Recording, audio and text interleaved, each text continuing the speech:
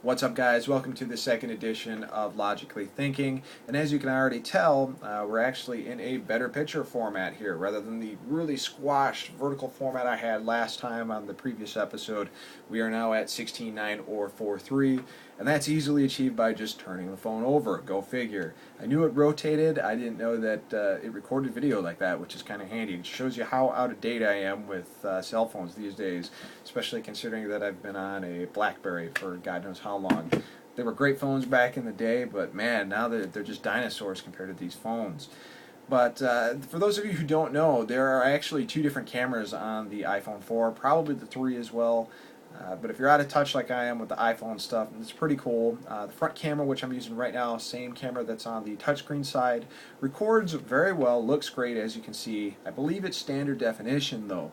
The camera on the back of the iPhone comes with a flash. You can take some really great pictures of it, but do video as well. And I believe that's high definition. You can at least do 720p with it when you upload stuff. And I think the iPhone 4S actually does 1080p. So that's pretty amazing for all-in-one device. You know, it does games, apps, music, all that stuff.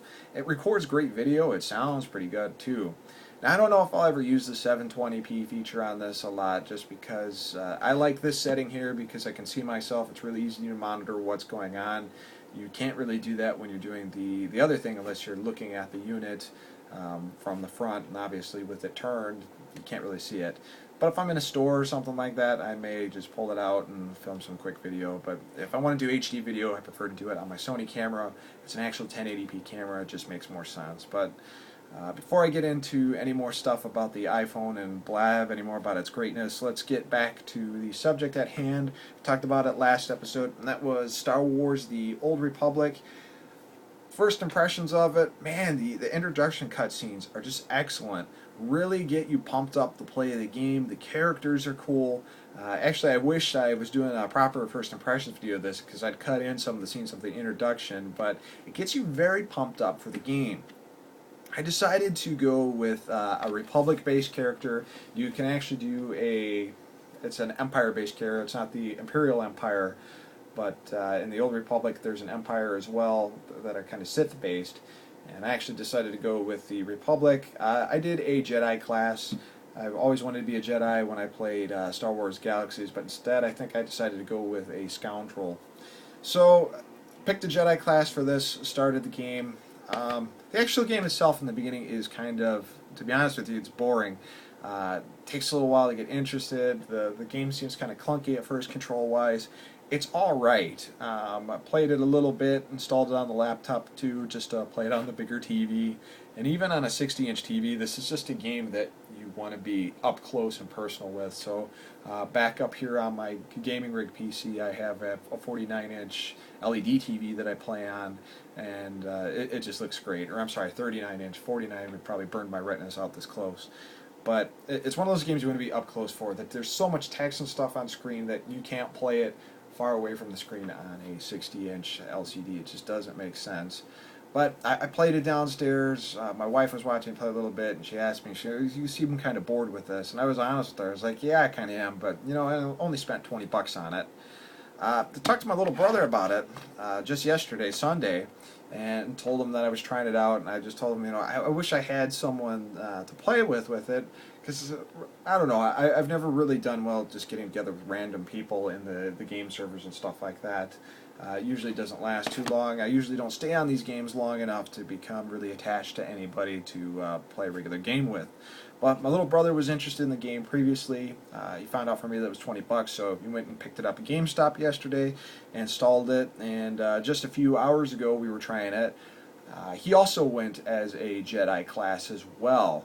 And that is kind of the most disappointing feature about this game. You know, we're on the same server, we're the same class, and the big disappointment is certain missions, and I don't know if this is because they're the prologue missions or what, you can't do all the missions together. If someone's a different character, they can go ahead and join you, but if you're both Jedi Knights, like for example, you walk into this cave and it'll be green. If you walk into the cave, it starts the mission. Your buddy, who's also a Jedi, or example, my little brother, the cave will be red. and it'll say that you can't enter this cave right now while this person is in there because he's in your group. You have to actually go into options and enable same story with the same class characters. And the annoying factor with this is we're both on the same quest, we both have the same things to do, but because we're the same class, even though we're doing the same mission, we have to play it over again with the other person going in after the other person so they can get the objectives done too. It's kind of stupid, to be absolutely honest with you. But then there's some quests later in the game that we've played, or in the prologue at least, that you can get things accomplished at the same time. And it seems more like fetch quests, or when you're picking up the same items over and over and over again. There's no effect there. You can both do it at the same time. So a little weird, kind of frustrating. Hopefully after the prologue missions, you can kind of do whatever you want and have multiple Jedis. Otherwise, it's going to be a pretty annoying experience to have to play over the missions again and again twice, just so you can both develop further into the storyline. I do like that they have the standard BioWare talk tree, conversation tree, whatever you want to call it. And, you know, you can be good, you can be bad, you can be neutral. Right now I'm playing as a Republic guy, and I'm still a Padawan, still developing my skills, but so far I'm kind of being a Jedi prick, I guess the best way to describe it. So may I go evil, may I be good, may I save the galaxy, may I destroy the galaxy, who knows. But now my little brother there is there to play the game with me, and we can kind of see where we go from there. We are on a player versus player server, and we fought each other twice, and my little brother mopped the floor with me, and he's level under, so obviously I have some grinding to do, and I need to look at some of my weapons. The other thing going on that I've been playing lately is this on the PS Vita. Yes, I have a PS Vita. I do enjoy it a lot, and that is the Metal Gear Solid HD Collection. This has Metal Gear Solid 2 as well as Metal Gear Solid 3 Snake Eater, and Snake Eater is the game I'm revisiting currently on there. Greatest feature about it, you know, I could talk forever about how cool Metal Gear Solid 3 is, but so many people have played it, so many people know about it. The single greatest feature about this PS Vita release, or two actually. The first is the fact that it's freaking portable. It's nice. I can go out on the deck. You know, it's nice outside. I can play this game and just kind of enjoy it.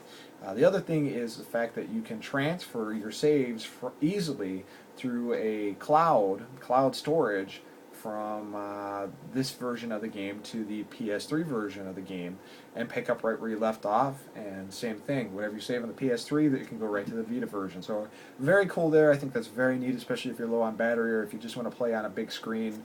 Very cool feature. Hopefully we get to see this in more PS Vita games, PS3 games that have the dual play feature. I just wish that maybe they could find a way to go a little bit cheaper if you're going to buy one version to be able to play it on the big screen. You know, maybe buy a special edition of the PS3 version and get the Vita version as a download or something like that. That'd be kind of cool, but game companies like to make their money, so who knows what's going to go on from there. Other than that, as far as normal videos this week, I have had a couple of new arcade machines I've picked up recently, and I kind of want to do another video of the arcade. This is going to depend on how much time I have this week to get some stuff done. So that's all for now, guys. I want to kind of keep this under 10 minutes, so I hope you guys all have a great week. And on next week's edition, if you have any questions you want to ask me, go ahead and leave your questions in the comment below, and I will go ahead and try to answer them next week for Logically Thinking number 3. So hope you guys enjoy this episode. Take it easy. Peace.